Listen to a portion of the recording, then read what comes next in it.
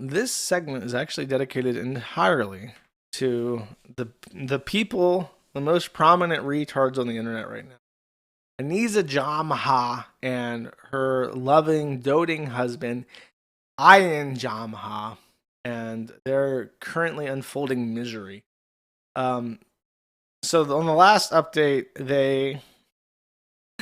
they stepped down from their own event. They stepped down from Creator Clash, and I'm very, very convinced that they were forced to step down because they have investors, and investors, I suspect, want their money back. So now the event is being managed by other people, and they are forced not only to sell their share of Creator Clash, they're forced to have nothing to do with it. So they are completely out. They have no input. They have no say on how anything goes. And really, it comes at a really bad time because the event's effectively ruined. The entire it's starting. Creator Clash 3 was supposed to have happened already. It wasn't supposed to be like June 16th, so it'd be by next Friday. But it's obviously not going to happen. Half the roster is gone. The event's canceled. I think they're refunding all the tickets, and it's over. So now the owners, I guess, they're in the hole. My theory is that they're in the hole, and they're trying to figure out how to get out of the hole. So they want to do Creator Clash 3, but because of what Ian and Aniza have done, they have to restart everything. They have to get a new roster together, a new venue, a new time. They have to start from scratch. And the culminations of their bad decisions have resulted in basically everybody they've ever worked with coming out the woodwork to take shots at them. And I'll try to summarize this as succinctly as I can. In particular, the new owners of Creator Clash have come out to try and do some damage control. And to their credit, I guess, they were very nice with Ian and Aniza. They weren't too mean. So they're trying to be cordial about it, even though I'm sure they're not too pleased that everything was ruined by them. I think that this is the video. There's one part in particular that I time-stamped as being very interesting. Obviously, the first year was crazy successful. There was over $1.3 million raised. And so that was incredible. Second year, we upped the stakes. We made it a little bigger. And unfortunately, it did not pan out in the way that we wanted. And there was no money raised for charity, which was so heartbreaking, especially fighting in it, putting all of that time and energy into doing this thing. And I know for a lot of us, especially you, Alana, you are always doing charity stuff, and to put yourself in the ring to fight, a big reason that we did it was because it was okay, it's for a good cause, it's for charity, and then when you go and do it and no money is raised for charity, that sucks. Yeah, I've been pretty candid with you about this, Aaron, about how disappointed I was and how burnt I felt by it. And I was talking to a separate fighter who's not in the room about this just yesterday. It was you work so hard. I had a family member who was in the hospital with cancer at the time, and the thing that kept me going, that stopped me from quitting and just going to be with them, was I was this is for charity. You're raising money for charity. You're raising money for a good cause. You got to keep going, and it was so hard. And then when I found out that we didn't, I think I cried. I was so disappointed that it was very difficult to take away positive feelings from the event, even because I was just so crushed by that news. And so when Ian and Aniza brought that woman to tears. She abstained from seeing a family member in hospital with cancer for the sake of raising money for charity. And Ian and Aniza fucked up so badly that they brought her to tears. Isn't that wonderful, chat? Aren't they just great people? They really, I don't think, have any concept that other people exist. They talk about their immense capacity for empathy, and they really don't seem to give a fuck about anybody else. It just seems to be about what they want to do. They want to be the super cool Creator Clash people that have the big charity boxing event, and they're such great people, and they're doing all these great things, and they're so wonderful, and everybody has to like them. And they really just seem to be completely narcissistic freaks, despite toting their championship level empathy levels. They're just such assholes. This was a clip that came out in the podcast after this came out. They took a little bit of a hiatus after they left Creator Clash because they knew that they would get completely raped in the comments. And then this happened, and this little exchange happened. Very quickly, Yeah. love them. I was very stressed about Creator Clash too. They told me to take this edible before bed to help me sleep. I did. I slept. I had a dream where I remembered that I didn't label any of the gloves, which is really bad because they have to take the gloves and then distribute them before the fights. So they need to know whose gloves belong to who. So I woke up in the middle of the night at 1 a.m. and I was like, holy fucking shit. Like, I did not do that. So I rushed to the elevator because the office was in the hotel. And I'm in the elevator and I start feeling drool leaking down the one side of my face. So I thought I was having a stroke. I totally forgot that I had taken an edible. I go into the office panicked. I'm like, I think I'm having a stroke or whatever. I'm trying to ignore it because I have medical anxiety. His face always reminds me of the Easter Island statue. I know I say that every time I look at him, but I'm just looking at this guy and I just hear that Vine sound effect in my head, that just constantly. Like, he looks like he's just frozen in shock and terror, contemplating his life. I will say this: there's something else that obviously I'm going to talk about because it's already old news, but I get to give my takes too, chat. I thank you for being here and indulging me, allowing me to pretend I have an audience. Oh, I wonder what Josh thinks about this drama from 3 weeks ago. Thank you, chat. I feel seen. I feel heard. I feel listened to. I listened to the big thing that most of you have probably already heard now. And my takeaway from it was that Ian wants to be in this relationship. And I think this is the hardest thing to swallow, is that, people like to pretend that Aniza is this horrible cunt that has used demon succubus powers to ruin his life. And it's really not so complex. It's really not so complicated. iDubbbz is getting something from this relationship. And I know he is because he's in it. Men are not guilt tripped into a relationship. Never. Men will wake up one day, 25 years into a marriage, in their 50s, with 4 kids, and think, fuck this shit. And then they'll open their relationship and start doing cocaine. That's what a man does. Sometimes men just lose their fucking mind and say, I'm buying a red Mustang, I'm doing cocaine, and I'm fucking bitches. And if you guys want to come along with me on this ride, you can. If not, fuck you, I'm leaving. That's what men do. Men are very unreliable in relationships. It's kind of hard to build a foundation on them. And if iDubbbz did not enjoy being with Aniza, he would not be with Aniza. I think that there's 2 things happening here. I think that number 1, he enjoys being bossed around because he knows that he's a fuck up. He knows that everything is fucked up. But the thing is, in his mind, it's not his fault. Because Aniza runs his life and tells him what to do and tells him to take care of himself, if anything bad happens now, he bears no responsibility for it. Everyone just blames Aniza. Nobody says, hey, Ian fucked up. They say Aniza fucked up because she runs the show. And they know that she runs the show. And he knows that they know that she runs the show. So therefore, he doesn't have any accountability. And he enjoys that. He enjoys being a passenger in his own life and being told what to do and being forgiven for anything that happens as a consequence because he's not responsible for it. He enjoys that. That's what he gets out of this relationship. I also think, and I know people point to the fact that she's his first actual love interest. She's the first woman he's ever been with seriously. She's the first person that he had sex with. She's the first real relationship he's been in. And there's a naivety to it, and that is correct. I think that if you have a first relationship and it's a very difficult relationship, one of the things that you really learn when you get out of it is that it's so much easier than you imagine. Like if you're in an on and off again thing that lasts for years and it's really tumultuous, and then you like actually manage to break it off and you get with somebody else, you're like, holy fuck, this is so much simpler.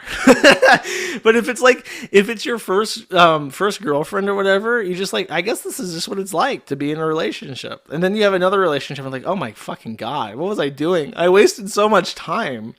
I put myself through so much bullshit for no fucking reason. What the fuck was I thinking? And I think that iDubbbz, he needs to learn this. He needs to realize that the pain he experiences on a day-to-day basis is not normal. And it's not required of him to be in a relationship. He's just in a bad relationship. And he doesn't know that. That's the one thing, like, don't get me wrong. It is his responsibility at the end of the day. And you can't just blame everything on Anisa, despite her being so awful. But it is a thing where it's like you learn it with experience. That yeah, it's not supposed to be this way, brother. You're not supposed to. Now it's like a sunk cost fallacy. It's like, well, my life's already fucking over. What am I gonna do? Just break up with her? Like, yeah, you know, if you're like a 70-year-old grandmother and you're unhappy within your relationship, you know, you can still break up, especially if you're a 70-year-old grandmother, because what you ain't got kids to take care of anymore. You can have a divorce if you want to. If that's immoral, it's between you and God. You better pray, I guess. But never too late to get the fuck out of that shit. We'll see. So next, Anisa. Let's see. So this was an update on the Creator Clash thing. We actually got an explicit clarification on how much money Anisa and iDubbbz made. They got 34%, so more than a third, from the first Creator Clash. And my understanding is that Creator Clash 1 took home gross $1.5 million.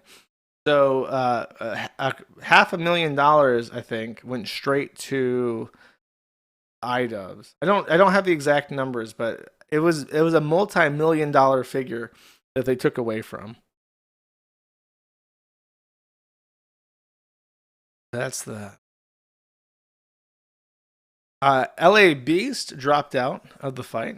This was on the 29th. He says, due to a laundry list of reasons that will be revealed to you shortly, I unfortunately will no longer be boxing glove emoji, in the Creator Clash event. It is the best decision for me and my team at this time. All I wanted to do is put on a show, get paid, and ultimately raise money for charity.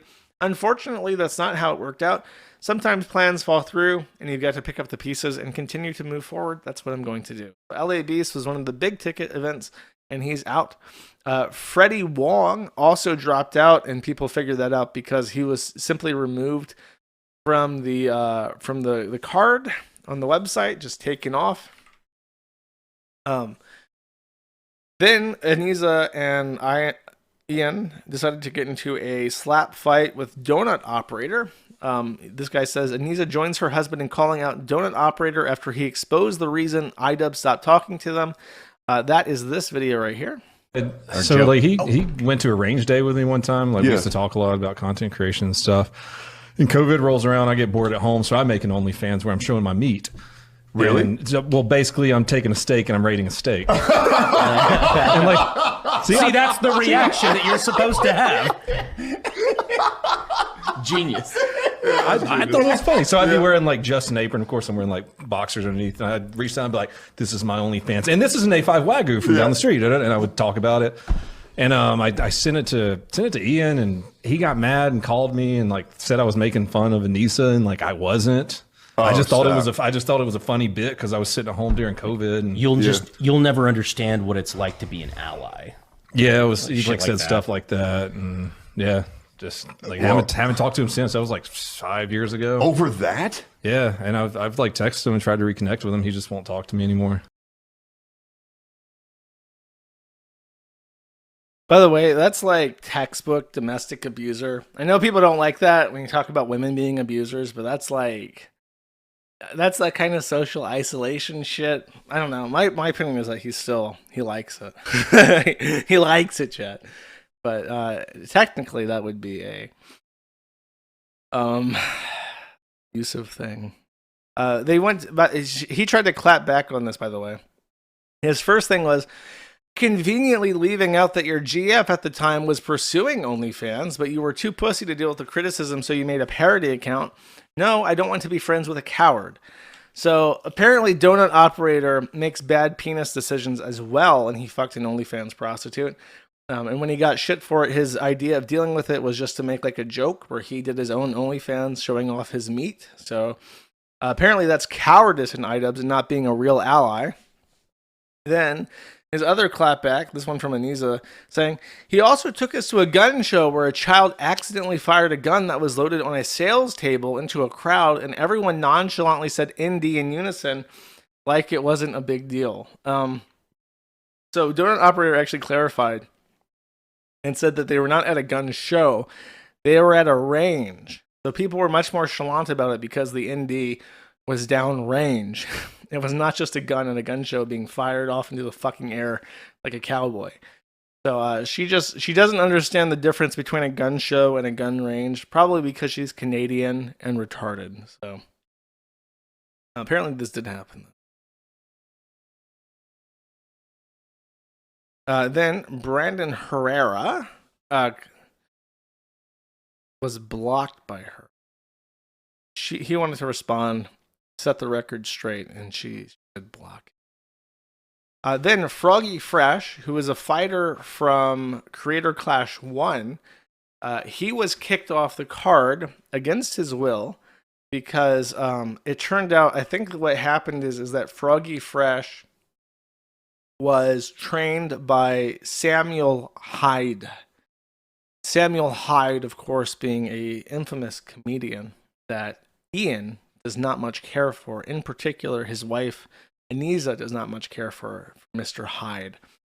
And when the news came out that Froggy Fresh was being trained by Mr. Hyde, that really shook them to their core and made them fear for their lives.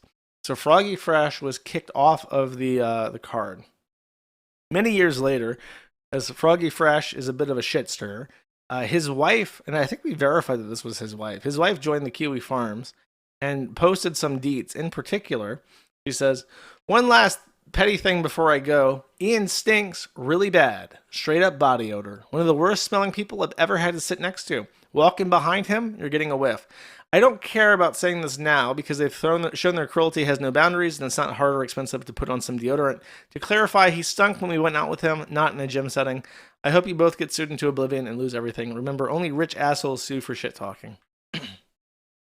So, the rumor came up again. This has been, I can't remember how this started, but it has been a rumor for a while now that Ian stinks. He stinks. He's got BO. He doesn't bathe, chat. And then Froggy Fresh's wife confirmed the rumor, saying that he does in fact stink. And then, during a subsequent thing, which these are the cliff notes of, it was confirmed yet again that Ian stinks, like notably stinks. And I have a theory for this. This is actually what informed my prior theory, where I said that Ian likes to not be accountable for his own life. Is that when they started talking about how he stinks, it lined up with the fact that Aniza would also make statements about when he was tired and hungry. Apparently, iDubbbz does not ever speak for himself. And Aniza will be like, oh, he's tired, we have to go to bed now. Or, he's hungry, let's go out to eat. And he will never say, I am hungry or I am tired on his own. And it made me realize that he probably also doesn't say, I feel like I should have a shower, I'll be right back. Aniza has to be the one to tell him, brush your teeth and take a shower. So he is willing to give up, he is so willing and so eager to have no accountability for his own life. He's actually willing to forego basic hygiene in order to give more responsibility and control over to Aniza. And he shits himself, that's right. So that's what's going on. And if it were a situation where he's doing this involuntarily, that is textbook abuse. But I have a feeling he likes it. All right, so here's the big thing. This is Ian's coach from Creator Clash 1 and also 2, I want to say. He joined the H3 podcast to give out all the hot goss on iDubbbz. and there's a very specific reason that he did so. And I'll just play these clips, at least the shorter ones, and summarize the ones that I know are probably too long for this stream. Kate, what did you do for Creator Clash?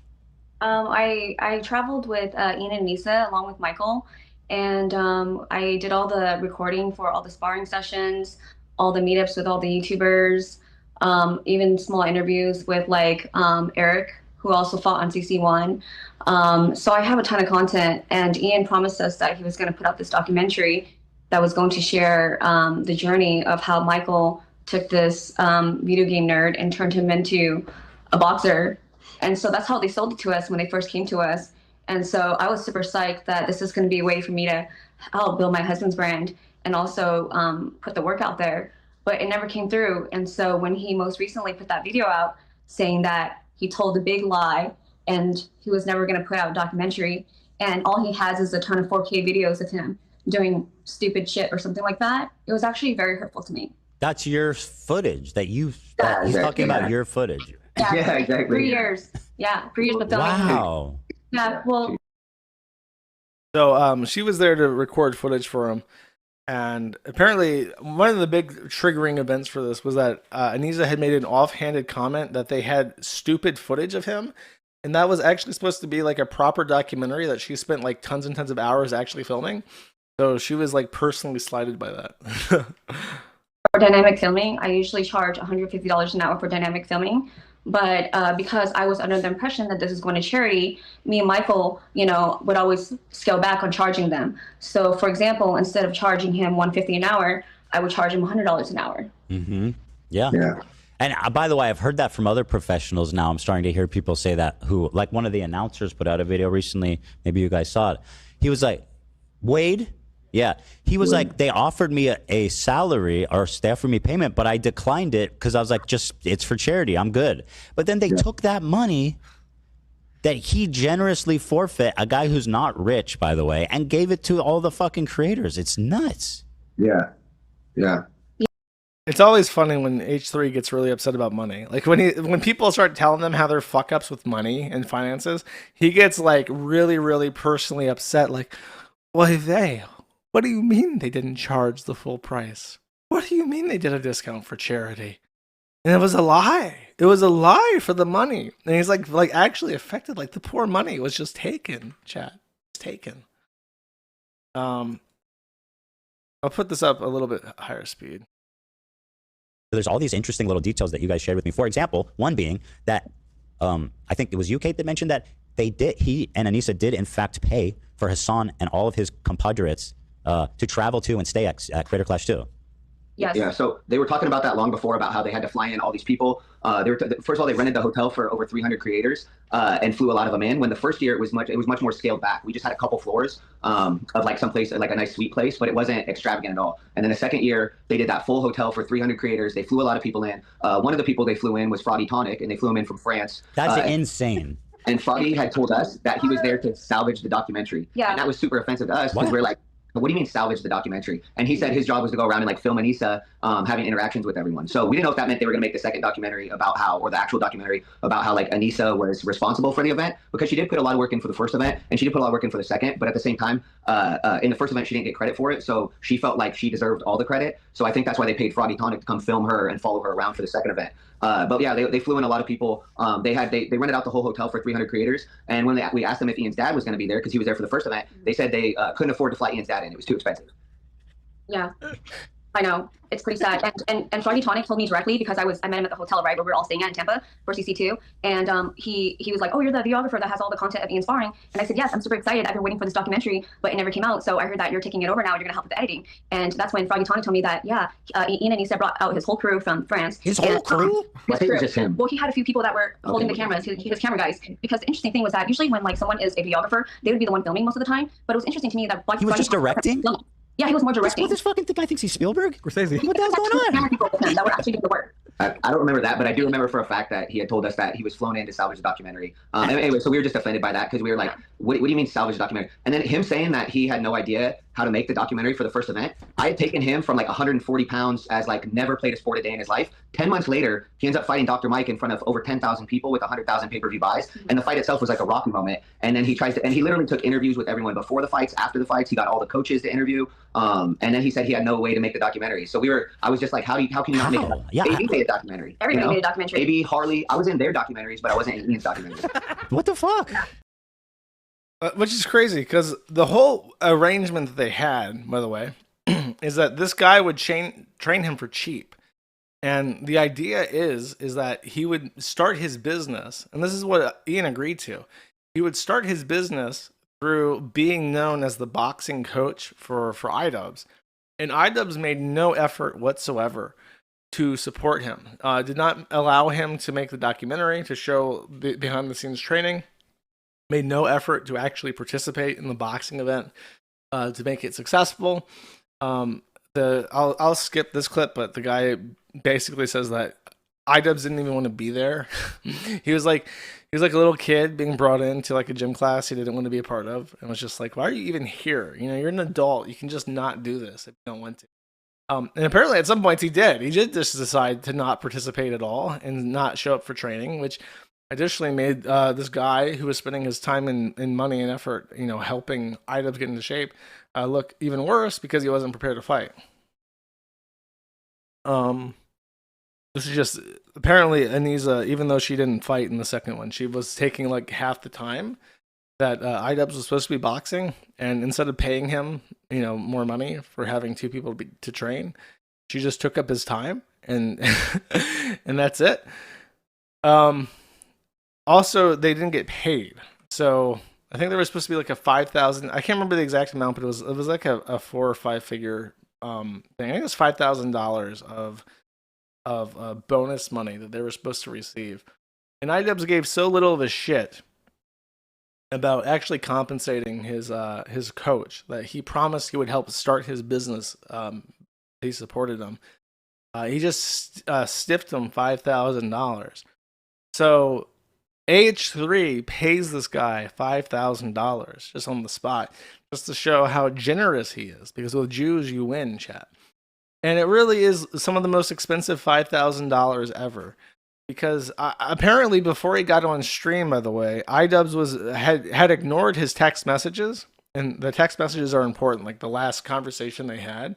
But then after he heard the news that the coach was going to be on H3, iDubbbz finally decides to respond to the messages he had left on read years after the fact and be like, please don't do this. Please don't do this. And so we can work something out, I think is what he said. Please don't do this. We can work something out. However, there was nothing to be worked out. The Hmong wife had already made up her mind that she was going to kill iDubbbz. Like a Maryland blue crab, just cut off his face mercilessly. I guess I'll play this one. This one's kind of embarrassing. So, Ian almost has the superpower. Maybe it's Anissa together, but they say great leaders inspire loyalty. It seems that everybody in his life, he's forced to be disloyal. He has like negative leadership. What do you call that? What is negative leadership? Abuse. Abuse? Okay. Yes. So you think it's so I guess quantify that. Did you feel like abuse? Yeah, go ahead. Yes, the reason why I say it's abusive is because, like, for example, the bonus, right? They mentioned it to me, Michael, that they're going to give a bonus after CC1. And then after the event was so great, they just went rogue on us, you know? It's interesting because we invite them to our house for Thanksgiving. We're so nice to them. We open up our lives to them. They've met my kids, like our kids, you know, and everything. But then once the work is done and they don't need us, they kind of just put us at bay and they make it uncomfortable for us to reach out to them. I just realized... I didn't notice this the first time. She said my kids. She has 2 kids from another marriage, and it's actually a tragic story. So it's not just like she just, had a divorce or whatever. I will explain that. But she said my kids, and then she corrected herself and said our kids, because I guess I'm not sure if they have kids together too, but she has 2 other kids from another relationship, and I don't know if she like intentionally tried to exclude him from that parentship. or if we reach out to them, they don't respond. So treating us like we're not really in their inner circle, which makes no sense because we worked with them for CC1, CC2. Michael and I have traveled with them to LA, Vegas, Florida. Keep in mind that when we were in Florida with them, we were with them for 2 to 3 weeks at a period of time. That's a long time to be with someone. You learn so much about the person. And then you start to realize, wow, everything that, I mean, I don't want to say, you know, their enemy's name, what's his name? Sam? Like, I don't want to say he's right, but when we saw that video, No, he's right. You could say it. Their enemies. The one where he's like, well, hold on. So there's a video of Sam Hyde, and he goes, she's going to ruin his life. Mark my words. I guarantee it. Is that the one you're talking about? Yes, and he said was the one that showed it to us because we didn't know nothing. What was funny too is like, I mean, I was just thinking about that on the way to work because I saw that clip too. And I was like, damn, like Sam fucking, he was right. Yeah. Well, so what's crazy to me is like, so for example, when Ian did your show for Creator Clash 2, he would never say my name. He'd always just go Ian's coach or my coach. And then AB was the one that actually had to say my name. AB was like, oh, you mean Michael? And then I was like, thank you, AB. Appreciate you. But so, and then same thing when he did the other podcast, he said, oh, my coach is he's really tough. He has toxic masculine qualities. Wait, when did he say that? He said that when he was talking to when he did the podcast with the Smosh guy. Yeah. So he did that and he said, oh my. He's lost his mind. I'm sorry, but if anybody deserves to have toxic masculine traits, it's your boxing coach, okay? Get in line, bitch. You know what I mean? Go fucking wake up and run. Think about, you remember Mike Tyson's coach, this like grumpy, insane old man? Like, this is who you want to fucking coach you, dude. What are you talking about? By the way, after this video, I read through the iDubbbz's Reddit, and there was a commenter who was like, H3 is such a piece of shit. It's never okay to have toxic masculinity. Like, that was an actual comment that someone had left in support of iDubbbz's as a result of this conversation. Oh, sir, the coach can be toxic masculine.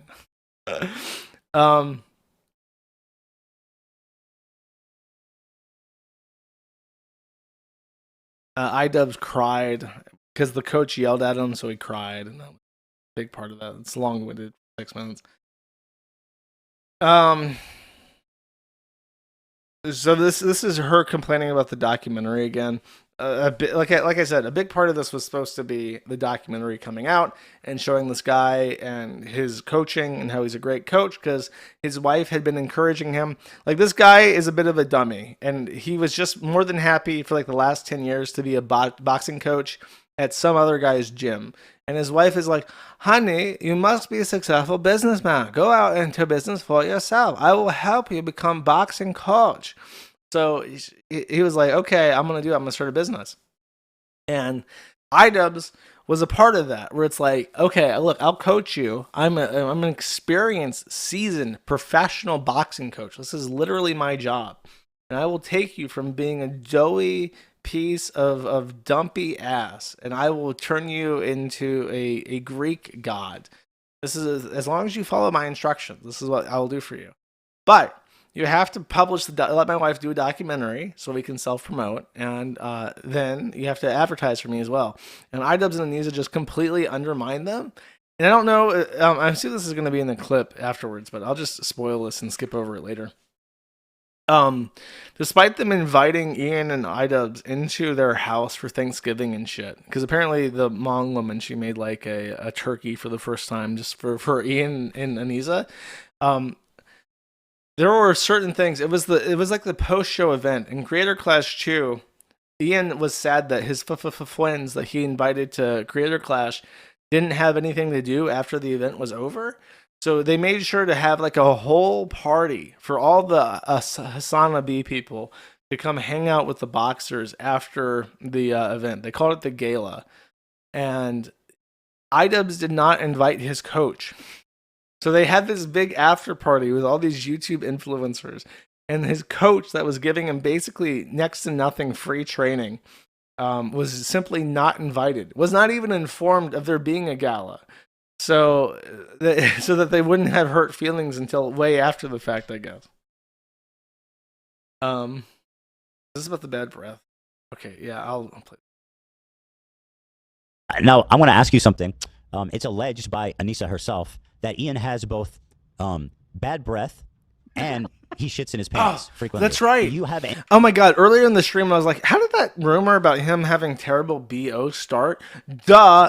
Fucking Anisa openly talks about how much he stinks on stream. She was the one that started that rumor. Any data on that, having been in close proximity with him? No.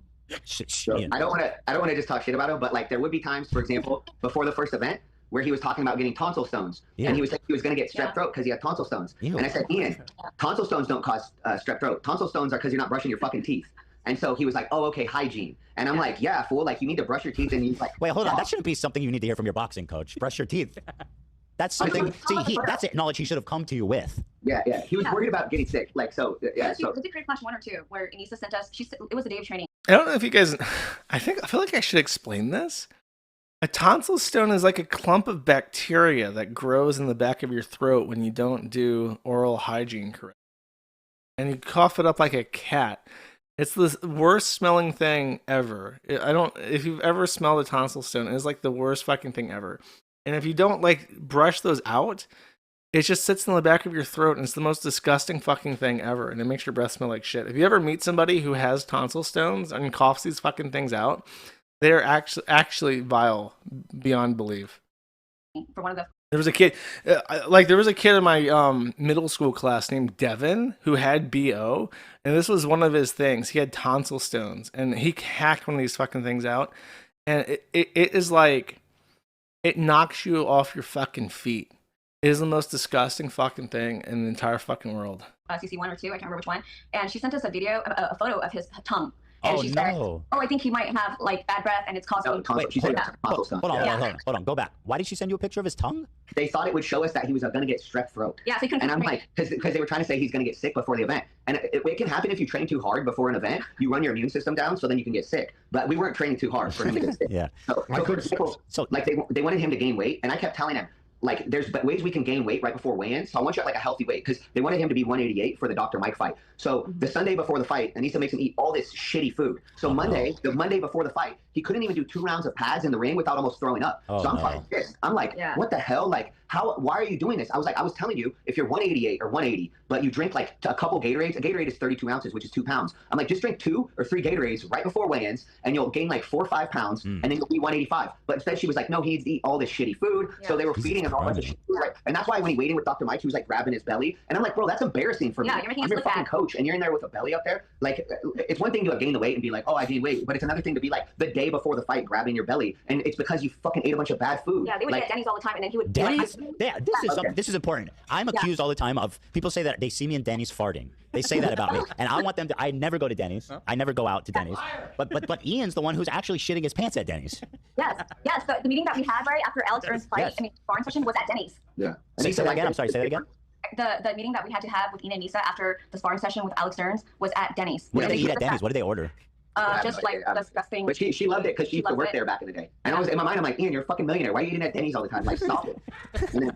Allegedly, I've heard Hila noticed this, and I guess Anissa also confirmed that he's very cheap, apparently.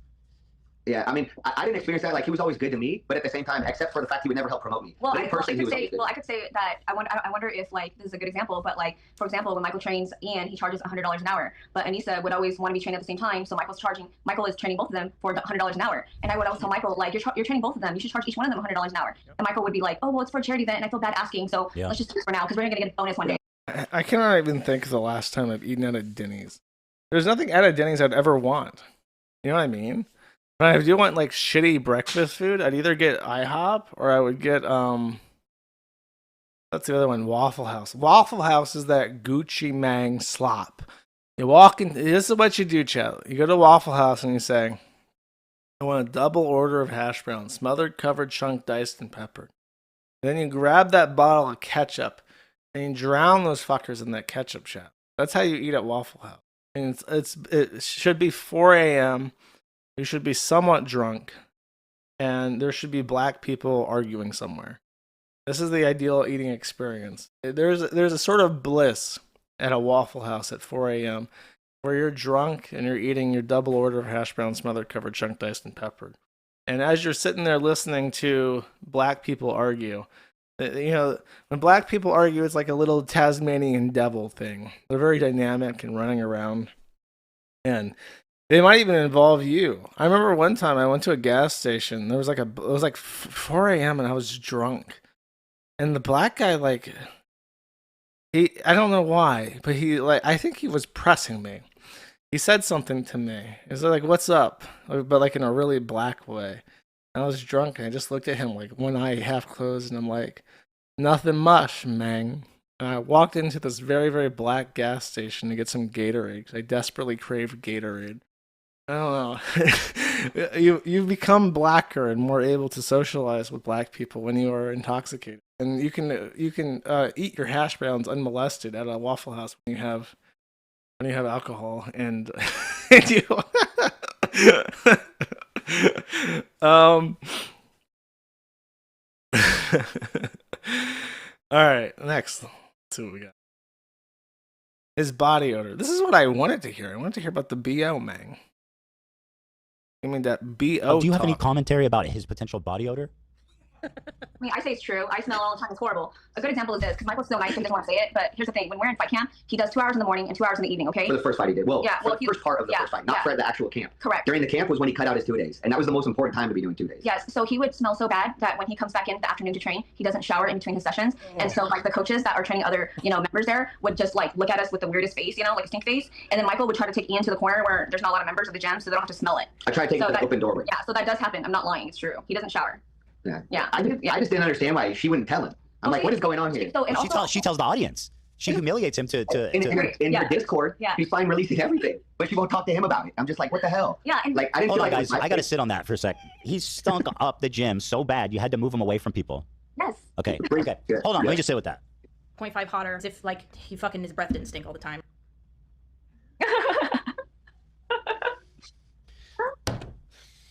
Yeah. Another question. They're just like they're like randomly putting like H3. He's like in a Denny's, and then out the window of like a drive-through or whatever.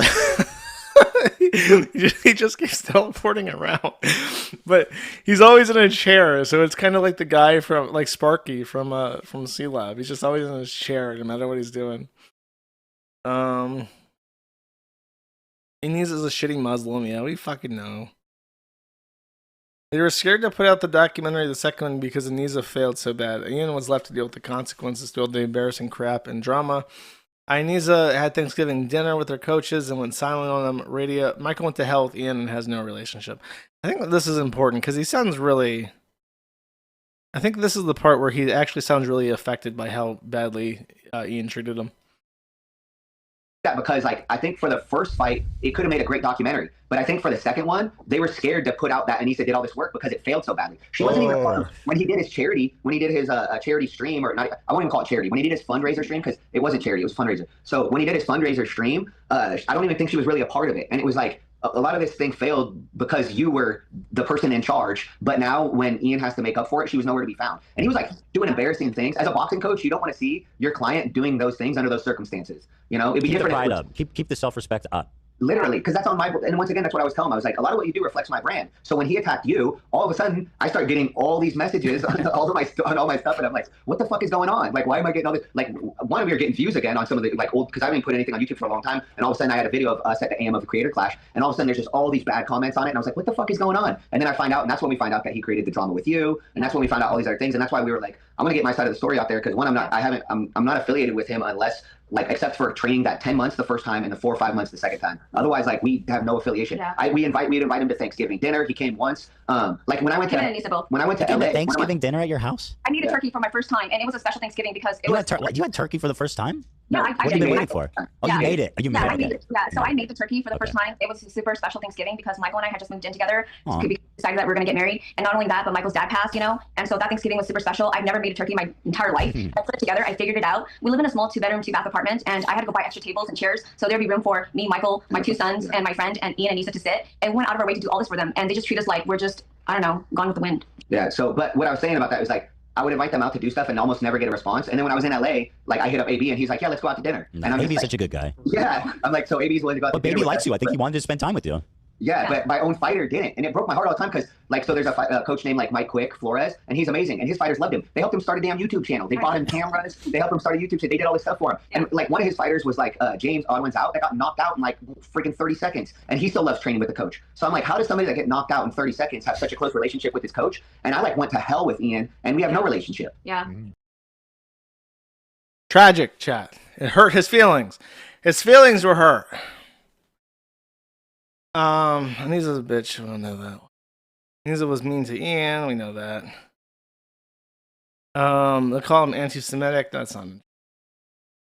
They speculate if he has an abuse fetish or if he's just really pathetic. I already speculated on that. They shit talk Graham Stephan, who I don't know, and the money YouTuber who is a money YouTuber who is Jewish, so they didn't like him because he's Jewish. They were offended by a hoe joke. That's not particularly interesting. Ian was behaved normally without Anissa. That's too long for that, but they said that when there was a couple days where she had to go do stuff with her family, and when he was separated from her, he behaved like a normal person. So they kind of speculate that she's evil. Talk about the content cop and how they were shocked that it was supposed to be H3. Which, I mean, it was obvious. It was just like, he's promoting your shit. Why would you go after him? They eventually asked Ian to help them start a business by having him co-sign a loan as a guarantor.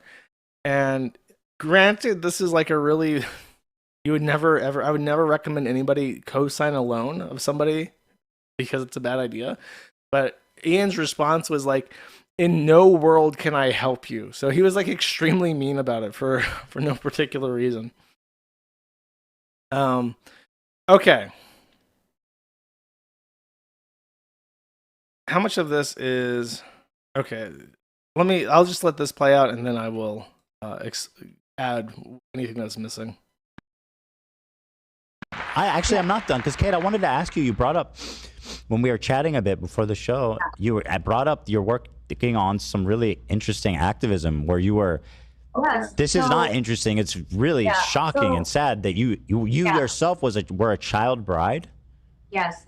So I'm a child bride survivor, and at the age of 12, I was put into a child marriage from the time I was 12 until 23. Within my child marriage, I had 2 kids when I was 15 and 17. And this happened in America, okay? And Ian and Nisa are well aware of my story because I've had them at my home. They've seen my kids and everything. And so last year, right, 2024, I learned that there was a House bill in Washington State trying to pass House Bill 1455 to end child marriage. And so when I learned of this bill, I thought to myself, even though it had been 15 years since I escaped my prison, like, this is a chance for me to come forward and tell my story. I sent, so Michael and I went to Olympia in Washington. We met with politicians. We lobbied to support the bill. I gave my public testimony to support the bill. And, I was on Seattle Times and television and everything. And I reached out to Ian and Nisa and I asked them if they could help, share the information because it was really important to me that this bill passed. And they just both left me on red. But guess what? Today, when they saw the highlights on Ian's story that we were going to be on here, Anissa was texting me and Michael, and they're like, they ignored us when we were like trying to fight child marriage. But then when they found out, are they pro child marriage? Yeah, take a hard That's why it makes one. Begs the question. Wait, so how? And if you're uncomfortable talking about this, refrain. But it sounds. How did you get married at 12? So basically, in Washington State, there's no law to prevent parents from marrying their children. So as long as there's a parental consent, then the judge on it and it happens, it could just marry a child at the age of 2. What? Yes, and also I want to imply that I also want to let you guys know that last year after Michael and I worked so hard in Olympia in Washington to pass the bill was passed in March of last year, and the bill was signed by the governor at the end of March. That's amazing. A lot of people didn't know this. I think I even talked about this on stream, and like a lot of people gave me shit and said that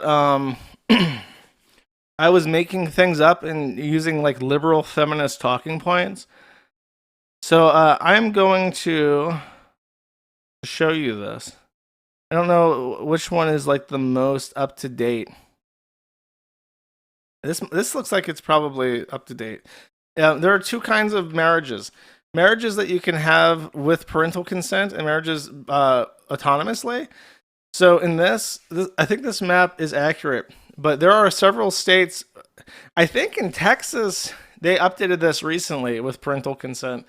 But I remember my aunt got into a really heated argument once because the age of consent in Texas was like 8 years old with parental consent. And there are still states that exist today that have no minimum age. So you can get married in California with parental consent at any age. So, and then once you're legally married, by the way, once you're legally married, there is no such thing as statutory rape between a married couple. So if you did marry an 8-year-old and you had sex with an 8-year-old in California, it would not be considered statutory rape or child molestation because she is your spouse, and that is the exception to statutory rape rules. So how did she become a child bride? Her parent consented for a sum of money that she'd be married to an older male, and then when they had sex, it was legal because they were a couple. They were a married couple recognized by the state of Washington to be married. So there's no such thing as rape between them. And I was going to say in addition to that. So she was a part of a Hmong family that came over after the Vietnam War, and her mother couldn't handle her, so she gave her up to her aunt. Her aunt accepted a dowry of several $1,000s from a different Hmong family, and then offered her hand in marriage to a adult man. He was like 19 when she was like 11, I want to say. And he impregnated her and abused her throughout their marriage until she was 20 something, and then she left. And so I didn't make fun of him for being a stepdad too badly because her children are the product of child rape, basically, which is a very difficult situation to be in. And I just assume that the guy is probably very nice. I don't want to give him shit for that. As funny as it would be if it was Matt Jarbo and some random hoe, I feel kind of apprehensive about being too mean there, right? So this woman, she did something that she saw that they were trying to pass a bill to change the minimum age of marriage in Washington to be 18. So even with parental consent, there's no way to get married until you're an adult. And that would eliminate the pedophile loophole, basically, where if you marry a child with parental consent, you can have sex with children legally. So she said, you know what, I got away from my marriage 10 years ago, but I support this bill. So she became kind of a political advocate. And then she said, my good friend Ian and Anisa, who were helping with this boxing tournament, they have a very large platform, and I need, I need as many people supporting it as possible to get it passed in state legislature. Maybe they'll give me a little bit of a platform. So she asked Anisa and iDubbbz, hey, would you please retweet this thing about child marriage being outlawed in Washington? And iDubbbz and Anisa left her on red. So why is it that this Hmong woman and her boxing husband are coming out to have a full frontal laugh along at their expense with H3?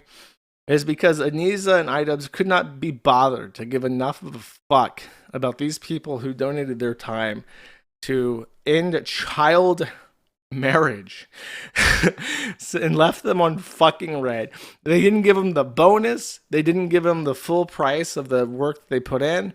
They didn't give them a win. They didn't give them the advertising. They didn't even give them the shout outs in a couple tweets.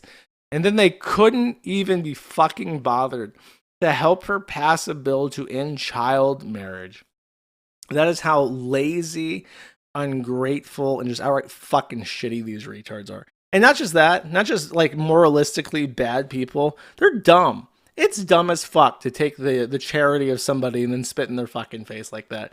If you want to be like a Machiavellian abuser and manipulate people for your material advantage, you got to be smarter. You got to be at least pretend to be nice, at least pretend to give a shit, at least do the bare minimum to pretend that you give a fuck about their life and the shit they went through and so on and so forth. Anisa's too fucking dumb to even pretend to give a fuck about the people she's taking advantage of. That's how dumb she is. So that's what happened with them. And by the way, the real kicker is that I think that the bill that they asked for help with wasn't even the Washington state bill. You see how California is still gray? They wanted to pass a similar bill in California. And so she went down to California and she met with state lawmakers and did the whole song and dance and told all, like, the podcast is like 1/3 just her explaining how she fled Cambodia, and she was abandoned by her mother and sold by her aunt and was horrifically sexually, physically, and mentally abused for over a decade. How she had 2 children that were the product of spousal rape as a child. Just like this awful, grueling story. And she said that every time she met a lawmaker, she had to retell this story. And the bill didn't pass in California. And do you want to know why it didn't pass in California? Planned Parenthood. Planned Parenthood's lobbying group said that restricting child marriage could somehow jeopardize abortion rights. Theoretically, it might cause like a Puritan spiral in California. So Planned Parenthood lobbied against ending child marriage. And because they didn't have the publicity or the big names helping them in California, it didn't pass. And to this day, if you're a pedophile, you can go to California, and if you ask the right people, you can find an 8-year-old Mexican girl to buy for pennies on the fucking dollar. Then you can have sex with her as much as you like. And you know who's at fault for that? Ian and Anisa Joma. No lie, no cap. That's a true story. So, Puritan spiral. I'm telling you, bro, us moral fags will be vindicated by the passage of time. Moral fag bros, stay winning. And then, by the way, the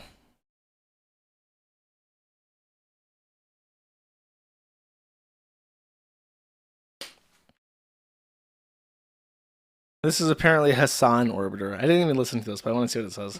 An adult bitch? Sorry about that. Ooh, sorry about that. That was fucked up. Sorry about that. You know, but you went from child bride to adult piece of shit. So fuck you and your story. Let's listen to 2 more. Anthony Sargon is his name, Lebanese. He looks like a Fajit. Hello, my good soul. It seems that you are advocating for disillusionment of child marriage. I ask that you do not redeem. In my country, it is very, very, very normal to marry a sweet little flower like the Prophet Muhammad married Aisha when she was 8 years old. And then he consummated the marriage at 9 years old. He redeemed the marriage. He redeemed her virginity at 9 years old, as is written in the Holy Quran. I ask that you do not, you damn dirty bitch pig mother chode, do not redeem child marriages. Thank you, Hassan. Very cool.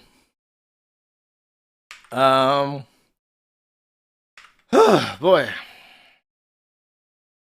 Thank you for watching this clip by Colonel J.